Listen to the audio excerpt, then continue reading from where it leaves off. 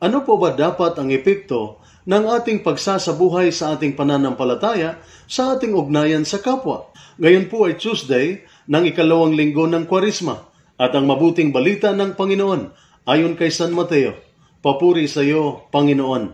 Pagkatapos ay sinabi ni Jesus sa mga tao at sa kanyang mga alagad, ang mga tagapagturo ng kautusan at ang mga Pariseo ay kinikilalang tagapagpaliwanag ng kautusan ni Moises. Kaya't gawin ninyo ang itinuturo nila at sundin ang kanilang iniuutos. Ngunit huwag ninyong tularan ang kanilang ginagawa sapagkat hindi nila tinutupad ang kanilang ipinapangaral. Pinagpapasan nila ng mabibigat na dalahin ang mga tao, ngunit ni daliri ay ayaw nilang igalaw upang tumulong sa pagdadala ng mga iyon. Pawang pakitang tao ang kanilang mga gawa. Nilalaparan nila ang mga lalagyan ng talata sa kanilang noot braso at hinahabaan ang palawit sa laylayan ng kanilang mga damit. Ang ibig nila ay ang mga upuang pandangal sa mga handaan at ang mga tanging upuan sa sinaguga. Gustong-gusto nilang iginagalang sila sa mga palengke at tawaging guro. Ngunit kayo, huwag kayong patawag na guro, sapagkat iisa ang inyong guro at kayong lahat ay magkakapatid. Huwag ninyong tawaging ama ang sino mang tao sa lupa, sapagkat iisa ang inyong ama, ang amang nasa langit. Huwag kayong patawag na tagapagturo, sapagkat iisa ang inyong Panginoon, ang Mesiyas. Ang pinakadakila sa inyo ay dapat magiging lingkod ninyo. Ang nagpapakataas ay ibababa, at ang nagpapakababa ay itataas. Ang mabuting balita ng ating Panginoon. Pinupuri ka namin, Panginoong Hesukristo. Tinutuligsan ni Jesus sa mabuting balita ang mga ginagawa at pag-uugali ng mga tagapagturo ng kautusan at mga Pariseo.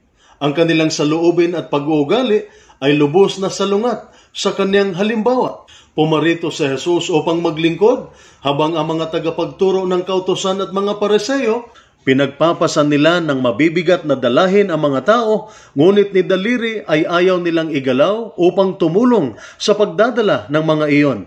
Nagpakumbaba si Jesus habang sila, ang ibig nila ay ang mga upuang pandangal sa mga handaan at ang mga tanging upuan sa sinaguga. Gustong-gusto nilang iginagalang sila sa mga palengke at tawaging guro. Kaya pinayuhan ni Jesus ang mga nakikinig sa kanya na huwag gayahin at tularan ang kanilang mga ginagawa. Masyado silang conscious sa kanilang posisyon at katayuan. Hinahangad nila ang pagkilala at pagbati ng mga tao ayon sa kanilang titulo. Ipinahayag ni Jesus sa mabuting balita na siya ay pumarito hindi upang paglingkuran, kundi upang maglingkod. Ngunit dapat din nating mapansin at maalala na pinayuhan din ni Jesus sa mga tao na pakinggan at sundin ang mga itinuturo ng mga tagapagturo ng kautusan at mga Pariseo. Ginagalang ni Jesus ang kanilang posisyon. Kinikilala niya ang kanilang authority. Ngunit dahil ang kanilang pamumuhay ay hindi tugma sa kanilang mga itinuturo, ang kanilang ginagawa ay salungat sa kanilang ipinapangaral, kaya ang sabi ni Jesus, hindi sila karapat-dapat tularan. Ang kanilang pamumuhay ay hindi nagpapakita ng magandang halimbawa. Hinahamon tayo ng mabuting balita na suriin ang ating paraan ng pamumuhay. Kumikilos tayo, hindi po upang mapansin ng mga tao. Handa po tayo dapat na magtrabaho sa background, sa tago, upang sa pagkakita nila sa mabubuting gawa, ang kanilang luwalhatiin ay hindi tayo, kundi ang Diyos. Kumikilos tayo, hindi po para sa ating self-gratification, kundi sa ikaluwalhati ng Diyos. Ang paraan ng ating pagsasagawa ng ating pananampalataya ay hindi po dapat magbunga ng pagpapakitang gilas at sensasyonalismo. Ang ating pagsasabuhay ng ating pananampalataya ay hindi po dapat magparamdam sa atin na nakahihigit kanino man. Sa kabaliktaran, ang pamumuhay ng ating pananampalataya ay dapat mag-akay sa atin na gawing makabuluhan ang buhay ng iba at hindi po miserable, para iangat ang kanilang buhay at hindi po pabigatin, upang bigyan sila ng kagalakan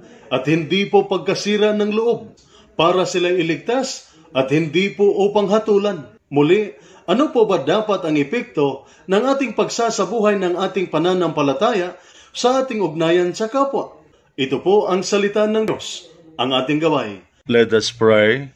Lord God, Almighty Father, Creator of mankind and author of peace, those who take refuge in you will be glad and forever will shout for joy. Protect our soldiers as they discharge their duties. Protect them with the shield of your strength, and keep them safe from all evil and harm. Grant them courage and hope. May they ever experience your firm support, gentle love, and compassionate healing. Be their constant companion and the refuge in every adversity. Be their power and protector, leading them from darkness to light. May the power of your love enable them to return home in safety, that with all those who love and care for them, they may ever rejoice and praise you for your loving care. We ask this through Christ our Lord. Amen. Mary, Queen of Peace, pray for us. Saint Michael the Archangel, pray for us. Saint Ignatius of Loyola, pray for us. At sumainyo at sa inyong pamilya ang pagpapala na makapangyarihang Diyos, Ama, Anak at Espiritu Santo. Amen.